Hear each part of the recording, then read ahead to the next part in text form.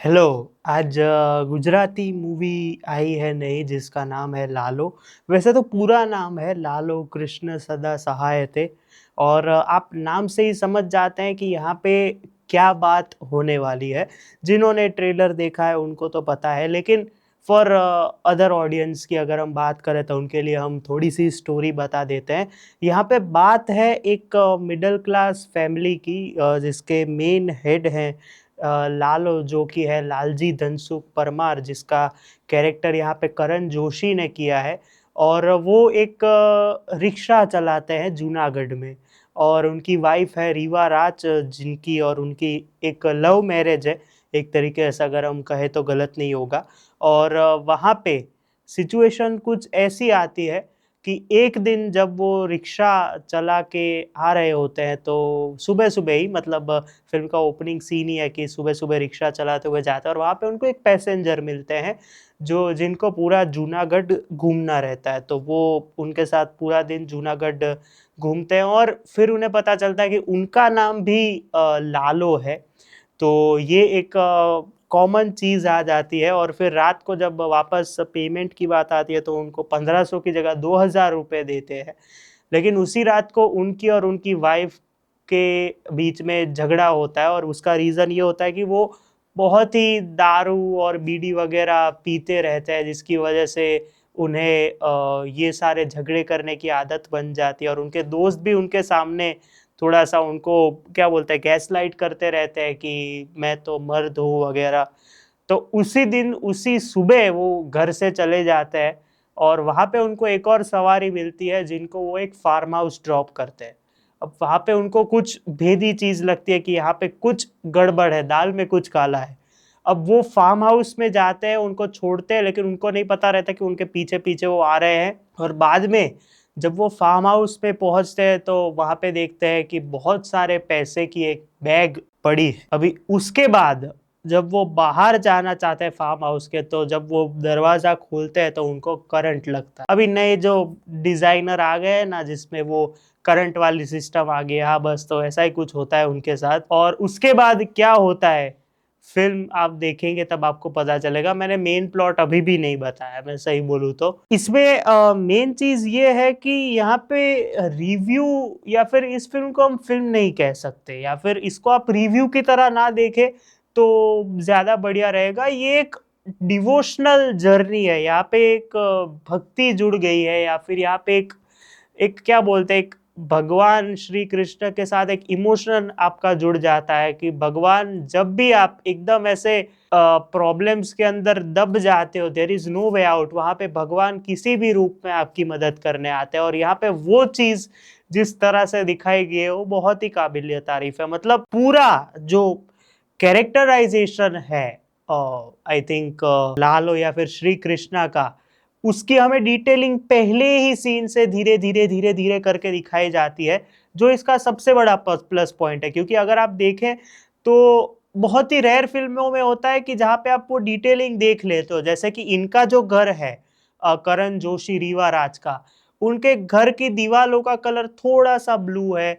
यहाँ पे एक कैलेंडर में जैसे हम देखते हैं कि कैलेंडर में भगवान के फोटोज लगे हुए थे, वहाँ पे श्री कृष्ण का जो छोटा बालक वाला वर्जन है वो वहाँ पे हमें देखने को मिलता है। फिर जब वो जाते हैं अपनी रिक्शा चलाते हैं तो वहां पे लालो लिखा हुआ होता है जो हम प्यार से हम श्री कृष्ण को कहते हैं। सब जगह पे थोड़ी सी छोटी छोटी हिंट यहाँ पे इन्होंने श्री कृष्ण के रिलेटेड दी गई है, जो मुझे पर्सनली बहुत बढ़िया लगता है। क्योंकि आपको पता है कि चलो सब्जेक्ट क्या होने वाला है, फिल्म किसके ऊपर होने वाली है, लेकिन वो आपको पहले से एक फोर शेडो करना शुरू कर देती है। कुछ फिल्में ऐसी होती है जो फोर शेडो कर देती कि अभी आगे ऐसा होने वाला है, लेकिन वो एक डिटेलिंग होती है जो कुछ लोग ही पकड़ पाते हैं। तो वहां पे मेकर्स को बहुत बहुत ही बढ़िया तारीफ करना चाहूंगा कि उन्होंने पहले से एक फोर शेडोइंग शुरू कर दी कि श्री कृष्ण के अराउंड ही पूरी फिल्म चलेगी और उनके भक्त के ऊपर ये पूरी फिल्म चलेगी। अच्छा, दूसरी डिटेलिंग, जब वो करण जोशी का जो कैरेक्टर है लालो, वो जब जब वो फार्म हाउस में कैद हो जाते हैं या फिर बंद हो जाते हैं, तो वहां पे कहीं ना कहीं आपको वो राजकुमार राव की ट्रैप्ड मूवी की भी याद आएगी, क्योंकि जिस तरह से वो सफर करते हैं और जिस तरह से वो कहते हैं ना कि अरे बाप रे अब क्या होगा, ये बेचारा तो नहीं बचेगा, वहां पे ऐसी सिचुएशंस क्रिएट की है जो इंटेंस और एंगेजिंग बन जाती है अपने आप में ही, जिसकी वजह से फिल्म का आधा पार्ट आपको लगता है कि जैसे कि हम समझते हैं कि जो भी वो जो कुछ लोग रहते हैं ना घर में और फिर घर से बाहर नहीं निकलते, लेकिन घर से बाहर नहीं निकलते लेकिन कभी तो घर के बाहर निकलते हैं वो लोग बाहर। यहाँ पे तो घर में ही है तो वो कुछ एक्टिविटी नहीं है, और किस तरह से वो बीड़ी फूकते रहते हैं, लेकिन फिर वो भी खत्म हो जाता है, तो लाइक वो लगता है ना कि अभी नो वे आउट है, अभी क्या होगा वो सब भगवान के ऊपर। एक उनका जो कन्वर्सेशन वाला सीन है भगवान श्री कृष्ण की मूर्ति और उनके साथ, वो बहुत ही बढ़िया है। वहां पे आपको लगता है कि कितना लाचार हो गए हैं वो, और कितना वो मतलब ऐसा ढूंढ रहे हैं कि कुछ हो जाए और मैं यहाँ से बाहर निकलूं। तो उतना डिटेलिंग यहाँ पे दिखाया गया है जिसकी वजह से हमें देखने में मजा आता है। प्लस जो इंटरवल ब्लॉक यहाँ पे डिजाइन किया गया है वो बहुत ही बढ़िया है। एक मेरी छोटी सी कंप्लेन है कि यहाँ पे श्रुहत गोस्वामी का जो कैरेक्टर है, जो श्री कृष्ण का ही है एट लास्ट, इंटरवल से फिर थ्रू आउट रहते हैं, लेकिन पता नहीं अब ये आदत है कि क्या है कि आप ओ माई गॉड या फिर ओ माई गॉड 2 बोलेंगे ना तो भगवान जो है वो जिनके लिए आते हैं उनके अलावा भी दूसरे लोगों के साथ बात करते हैं वगैरह। यहाँ पे रीवा राज के साथ उनका सीन है एक, लेकिन यहाँ पे अगर वैसी सिचुएशंस और एक्सप्लोर होती, जैसे कि बहुत सी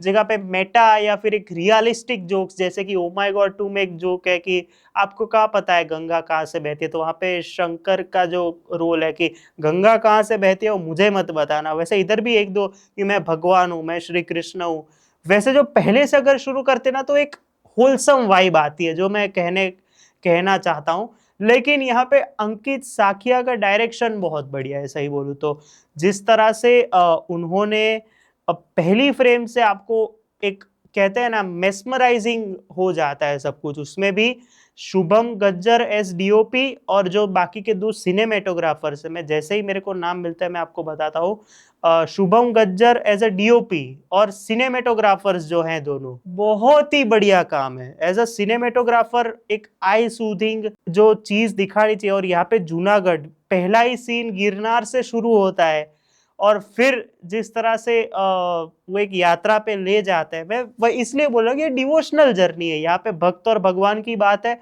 इसलिए जो डिवोशनल जर्नी पे आपको ले जाते हैं, फिर फिल्म मेकर स्टोरी टेलर नहीं रहता, फिर एक आप एज अ वॉचर ही देखते हो कि चलो क्या बात है। यहाँ पे भगवान को जिस तरह से जोड़ा गया है, उसमें भी जहाँ पे गिरनार पर्वत या फिर जो भी एक दो पर्वत के सीक्वेंसेस है वहां पे शुभम गज्जर का एज अ डीओपी वर्क और जो दूसरे तो सिनेमेटोग्राफर्स हैं उनका काम स्टैंड आउट कर जाता है। एक जगह पे जहाँ पे श्रुहत गोस्वामी पर्वत के ऊपर ही पहले ही 20 मिनट में ऐसे सोए हुए हैं, वहां पे जिस तरह से कैप्चर किया गया है वो बहुत बढ़िया सीन है। दूसरे सीन में जहाँ पे वो श्रुहत गोस्वामी करण जोशी को समझा रहे होते तो पीछे ही श्री कृष्ण अपने किसी भक्त को समझा रहे, वैसी एक मूर्ति जिस तरह से दिखाई गई है। मतलब ओवरऑल वो एक छोटी छोटी मूवमेंट्स यहाँ पे जिस तरह से इन्होंने कैरेक्टराइजेशन के साथ ध्यान रखी है, क्योंकि यहाँ पे ध्यान बहुत रखना पड़ता है ऐसी फिल्मों में, वो पर्सनली मुझे बहुत बढ़िया लगा। यहाँ पे मैं बात एक और तारीफ करना चाहूंगा साउंड डिजाइन और बैकग्राउंड म्यूजिक की। इनके मैं नाम लिखूंगा नीचे, साउंड डिजाइनर्स और बैकग्राउंड म्यूजिक जिन्होंने इस फिल्म का दिया है बहुत ही बढ़िया है। मतलब एक हाई नोट के ऊपर ही फिल्म रहती है, लेकिन उसको हाई नोट में पहुंचाने में सिनेमेटोग्राफी तो एक है ही, लेकिन साउंड डिजाइन और बैकग्राउंड म्यूजिक इतना बढ़िया है। मतलब कुछ कुछ जगह पे गूज बम्स आ जाते हैं, स्पेशली इंटरवल ब्लॉक इतना बढ़िया तरीके से उन्होंने कोरियोग्राफ किया है, मैं ये कहूंगा। क्योंकि एक तरीके से देखें तो श्री कृष्ण का दूसरा घर अगर हम देखें नरसिंह मेहता के रिलेटेड, तो ये हम जूनागढ़ कह सकते हैं। और जिस तरह से वो उन्होंने एक एस्टैब्लिश किया है इस पूरी फिल्म में, वो बहुत बढ़िया है। तीसरी चीज कैमरा वर्क फिल्म का बहुत बढ़िया है। जब लालो जो है वो बेहोश होके वापस उठते हैं, तो अगर वो ऐसे सोए हैं जैसे कि ये कैमरा है, तो वो फिर ऐसे कैमरा हो जाता है which is really good. Like वो एक कहते हैं ना कि आप फर्स्ट पर्सन मोड में किसी फिल्म को जब आप एक्सप्लोर करते हैं, फिर थर्ड पर्सन मोड में एफपीपी या फिर टीपीपी में जब आप एक्सप्लोर करते हो कैसे इंसान उठता है तो कैसे होगा, सोता है या फिर पीछे घूमता है तो कैसे होगा, तो वो कैमरा वर्क यहाँ पे बहुत ही बढ़िया तरीके से निकल के आता है। अब बात करते हैं जो मुझे बहुत बढ़िया लगी, भक्त और भगवान का जो बॉन्डिंग यहाँ पे इतना प्योर, इतना सोलफुल, और मेन मेजर पर्सपेक्टिव्स या फिर मेजर पॉइंट ऑफ व्यूज यहाँ पे श्रीमद् भागवत गीता से लिए गए हैं, जो सुनने में बहुत बढ़िया लगता है। और उसको एनहांस करते हैं जो बैकग्राउंड म्यूजिक है और उसका साउंड डिजाइन, ये चीज यहाँ पे स्टैंड आउट कर जाती है, टू बी ऑनेस्ट। अब बात करते हैं एक्टर्स के एक्टिंग की। अंशु जोशी जो है वो एक छोटे से रोल में है, लेकिन एक सपोर्टिव रोल जो कहते हैं वहां पे वो अच्छा काम कर जाते हैं। जो उनकी बेटी बनी है रीवा राज और करण जोशी की, उनका काम अच्छा है। और अभी मेन बात करते हैं तीनों एक्टर्स की। लेट्स स्टार्ट विथ रीवा राज। रीवा राज की मैंने ये चौथी फिल्म आई थिंक देखी है, समंदर, राम भरोसे, तारो थे और उसके बाद। लेकिन देखो रेंज तो है उनमें एज अ एक्टर, वो हम सब जानते हैं, लेकिन यहाँ पे उन्होंने एक्सप्रेशंस वाइज बहुत बढ़िया काम किया है। एक दो जगह पे जहाँ पे वो करण जोशी को भी एक लेवल के ऊपर उनका कैरेक्टर झलक के आता है, वो जो अब हम देखते हैं। लेकिन यहाँ पे आंखों से तो सही, लेकिन एक्सप्रेशन से काम उन्होंने बहुत ही बढ़िया तरीके से किया है। टिल लास्ट, जब तक एंड नहीं आता तब तक वहां पे उन्होंने वो जो एक क्षेत्र पकड़ के रखा है, जिसकी वजह से वो एज अ वाइफ एकदम कन्विंसिंग लगती है, और एज अ एक्ट्रेस यहाँ पे उन्होंने वापस कन्विंस कर दिया है, नो डाउट। करण जोशी जिन्होंने लालो का कैरेक्टर किया है, बॉस क्या एक्टर है। आप यहाँ पे उन्होंने अपने एक अलग अलग शेड्स दिखाए हैं। मर्द क्या होता है वो एक शेड है, जब कोई एक पैसेंजर आता है और उसका नाम लालो है, या फिर उसको आप घुमाने लेके जाते हो तो एक इमोशनल बॉन्ड बन जाता है, वो एक शेड है। जब एक लालच किसी चीज को देख के आप उसको फॉलो करते हो, वो एक शेड है। उसके बाद कैसे किसी जगह पे आप ट्रैप्ड हो जाते हो और नो वे आउट है, मतलब इतना ट्राई कर लिया, सब कर लिया, वो एक शेड है। बाहर निकलने के लिए कहते हैं ना कि अभी बाहर निकालो, बस बहुत हो गया, तो वो एक शेड है। बाहर निकल गए, फिर कैसे आप एक्सप्रेस करते हो उस चीज को, वो एक शेड है। तो यहाँ पे एज अ एक्टर उनको जितने भी कहते हैं ना इमोशंस दिए गए, स्पेशली जहां पे वो और श्रुहत गोस्वामी सामने सामने होते हैं, वहां पे वो बाजी मार जाते हैं। लाइक उन्हें पता है कि यार ये क्या, कैसे मेरे को बाहर निकालेंगे, ये क्या करेंगे, कैसे करेंगे। स्पेशली लास्ट में जब श्रुहत गोस्वामी वापस उनको कहते हैं कि जूनागढ़ मेरे को थोड़े से दर्शन करवाओगे उनके, और वहां पे उनके जो एक्सप्रेशन है वो बहुत बढ़िया है।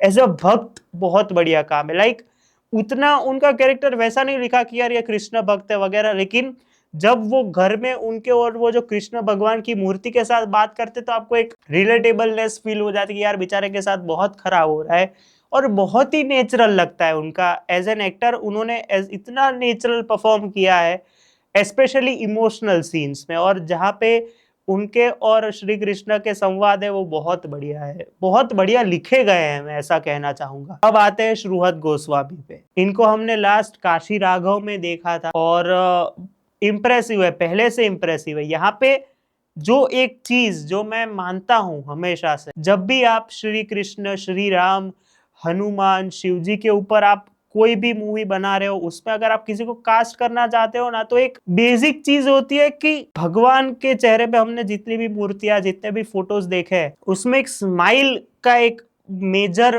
रोल रहता है कि वो ज्यादा भी नहीं लगनी चाहिए, कम भी नहीं होनी चाहिए। श्रुहत गोस्वामी ने एज श्री कृष्ण अपनी वो जो स्माइल वाली जो चीज है वो बहुत बढ़िया तरीके से कैरी की है। जिस तरह से उन्होंने, मतलब वो जो कहते हैं ना कि श्री कृष्ण को या फिर कोई भी आप कैरेक्टर किसी भी भगवान पे आप बनाते हो, वो कन्विंसिंग लगना चाहिए।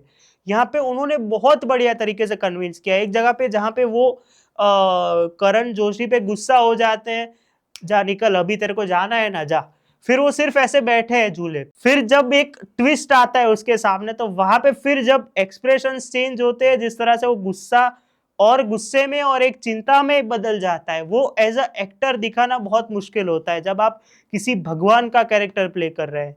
यहाँ पे एक भालका तीर्थ में जब वो जाते हैं, वो थोड़ी थोड़ी आयरॉनिक चीज हो जाती है। मैंने बोला था कि यार अंदर क्यों नहीं गए, मतलब वो जिन्होंने देखी है वो आप देखेंगे, उन्होंने, उनको पता लग गया होगा।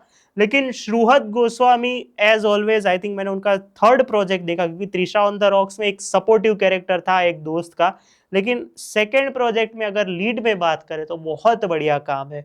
और एज अ श्री कृष्ण वो, मतलब कहते हैं ना, परफेक्ट रोल है यहाँ पे, जहाँ पे भी वो हँसते हैं आपके चेहरे पे एक स्माइल आ जाती है। तो ओवरऑल लालो मूवी जो है ये एक डिवोशनल एक्सपीरियंस है, मैं ये कहूँगा। सिनेमेटिक एक्सपीरियंस नहीं है, डिवोशनल एक्सपीरियंस है। यहाँ पे बहुत सी चीज़ें बात करने लायक है, यहाँ पे बहुत सी चीज़ें ऐसी है जो बहुत सी चीज़ें आपको सिखाती है। वो देखने के लिए आप फिल्म ज़रूर देखिएगा और फैमिली के साथ जाइएगा, क्योंकि ये पर्सनली मैं मानता हूँ कि ये फैमिली के साथ देखने वाली फिल्म है और को बहुत सी जगह पे आपकी आपकी आंखों में आंसू आ जाएंगे, मैं ऐसा कहना चाहूँगा।